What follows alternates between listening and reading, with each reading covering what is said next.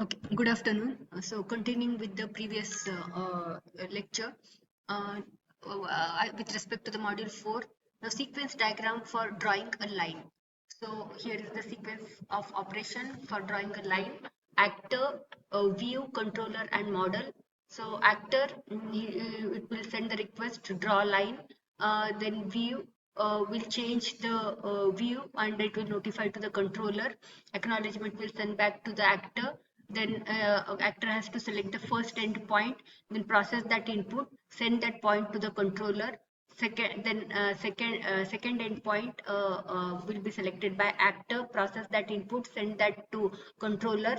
Then controller will send the command add line to the model. It will notify to the view. Then view will get the item. It will render on the view, and it will refresh the view, and which will be visible to the actor. And this is nothing but the sequence diagram of draw a line. Drawing a circle, the actions for drawing a circle are similar, but some additional processing has to be done. The given point on the diameter must be converted to the four integer values, and this requires a mapping to convert the input to the form required by the model, and this can be performed in controller. Moving on to the next sequence diagram, adding a label. So here actor, view, controller, and model. Actor initiate add label. View will change the view. It will acknowledge to the actor. It has to now select the endpoint of one point of the label, process that input, send that to the controller. That will send to the model. Model then add that label, process get the label, render that item on the view. It will be notified to the actor, and once in particular label there will be a number of character. So once that point is fixed, so it will be in a loop to catch the keystroke. So based on the keystroke, process that input, it will notify to the controller and model, then add that character, once again notify, get that item, render it, refresh, and like that till the carriage return encounters.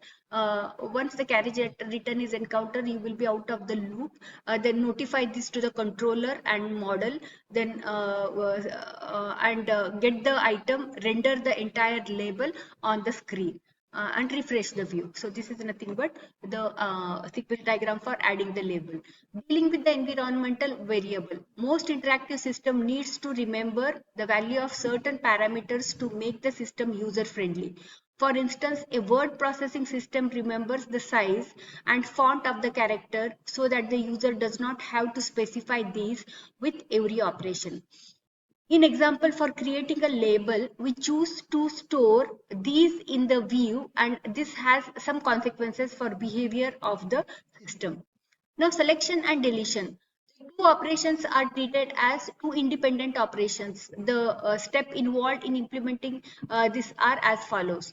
User gives the command through a click button. This is followed by a mouse click to specify the item. Both of these are detected in the view and communicated to the controller.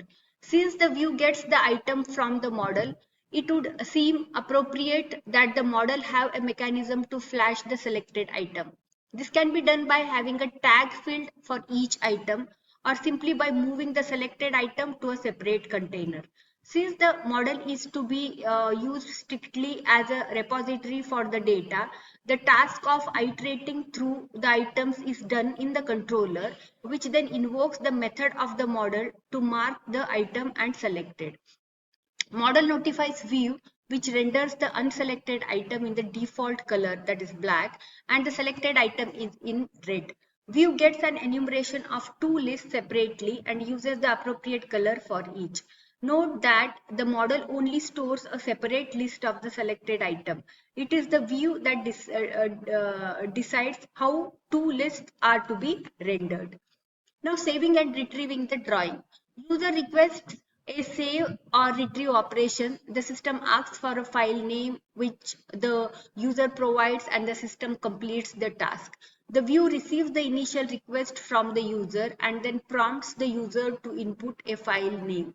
The view then invokes the appropriate method of the controller, passing the file name as a parameter. The controller first takes care of any cleanup operations that may be required. For instance, if our specification requires that all items be unselected before the drawing is saved, or some default values of the environment variable be restored, this must be done at the save. The controller then invokes the appropriate method in the model, passing the file name as a parameter. The model serializes the relevant object to the specified file. Now, design of the subsystem. So it is divided into four groups: designing of the model, four steps: design of the model subsystem, then design of item and its subclasses, design of controller subsystem, and design of the view subsystem. Now, first, design of the model subsystem. So different classes are there. For example, model, so where different methods and its attributes they have mentioned over here. Class diagram for the model. The model should have methods for supporting the operations like adding an item, removing an item, marking an item as a selected, unselecting an item, getting an enumeration of selected item, getting an enumeration of unselected items, deleting selected items, and saving the drawing, retrieving the drawing. Now, design of item and its subclasses. Item will have several subclasses, one for each shape. Each subclass will store attributes that are relevant to the corresponding shape. Rendering the item. Rendering is the process by which data stored in the model is displayed by the view. How drawing is done are dependent on the following two parameters. One is technology and tools that are used in creating the UI. The item that is stored. So on these two things. Here one class diagram they have mentioned item, then line, circle, which extends line, circle, label. uh, Catering to multiple UI technologies. The render method will decompose the circle into smaller components as needed and invoke the methods available in the UI to render each component. We need abstract classes for implementing the technology, independent parts of the line and labels. They are extended by the classes such as swing label, swing line, easy label, etc. This extension adds another 6 classes. Each abstract class ends up with as many subclasses as the number of UIs that we have to accommodate. The number of classes needed to accommodate such a solution is given by number of types of item into number of UI packages. So class exploration due to multiple UI explanation.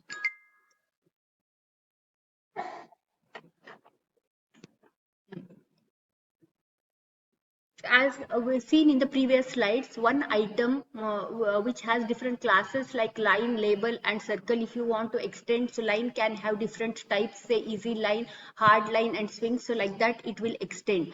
Interaction diagram for the bridge pattern is as follows. So bridge item, then model, then extended class like line, circle, and label, and the UI context, it extends hard UI, easy UI, and swing AI. Moving on to the next.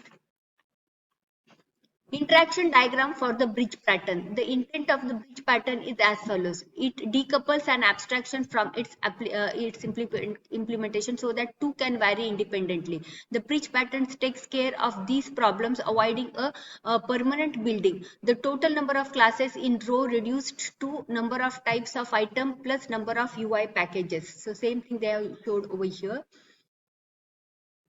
Now, third is design of controller subsystem. Unlike the view, which by definition could be implemented in multiple ways, we structure the controller so that it is not tied to a specific view and is unique to the drawing program. The view receives details of a shape, type, location, content via mouse click and keystrokes. As it receives the input, the view communicates that to the controller through method call. And this is accomplished by having the field for the following purposes. One is for remembering the model, and second one to store the current line, label, or circle being created. Since we have 3 shapes, this would mean having 3 different fields. So this is nothing but the controller class diagram, controller, then line, label and models and different methods used. Designing of the view system. The MVC pattern makes the view largely independent of the other system. Its design is affected by the controller and the model in two important ways. Whenever model changes, the view must refresh the display, for which the view must provide a mechanism. The view employs a specific technology for constructing UI. The corresponding implementation of UI context must be made available to the item. And this is the basic structure of view class, observer and view. Commands to create labels, circles and lines all requires mouse listeners. Since there is one-to-one correspondence between the mouse listeners and the drawing commands, we have the following structure. So here J button, label, you have mouse adapter, mouse handler, mouse handler which extends mouse adapter and key handler which extends key adapter. For each drawing command, we create a separate class that extends J button. For creating labels, for instance, we have a class called as a label button. Every button is its own listener. For each class in one above, we create a mouse listener. These listener invoke methods in the controller to initiate operation. Each mouse listener is declared as an inner class of the corresponding button class. This is because the different mouse listeners are independent and need not be known to each other. Getting into the implementation, so not going in detail, the implementing item and its subclasses. So public abstract class item which implemented serializable. So here we have public static void set UI context and public abstract boolean which includes points.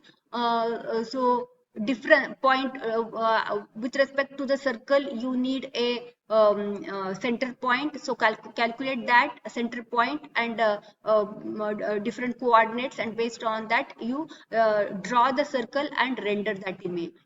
Implementation of the model class, model extends observable, and the set UI context method in the model in turn invokes set UI context on item.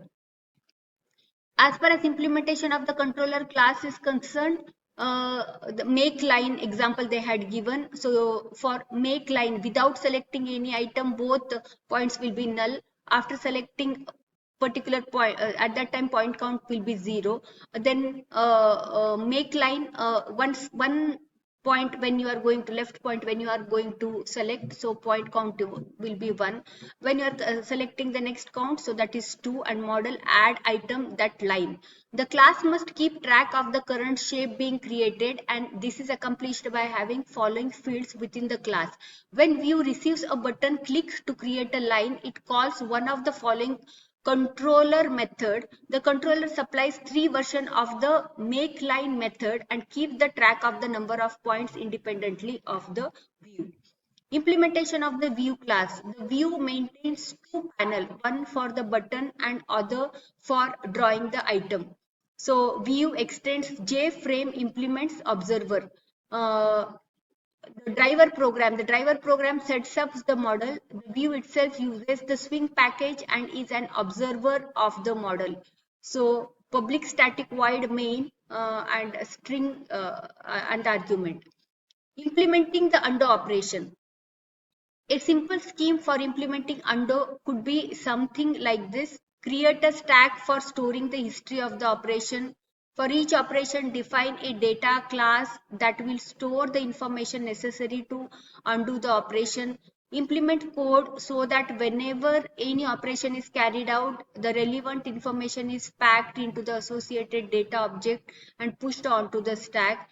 Implement an undo method in the controller that simply pops the stack, decodes the popped data object, and invokes the appropriate method to extract the information and perform the task of undoing the operation. In the context of implementing undo operation, few issues need to be highlighted. One is single level undo versus multiple level undo. Undo and redo are unlike the other operations. Not all things are undoable. Blocking further undo and redo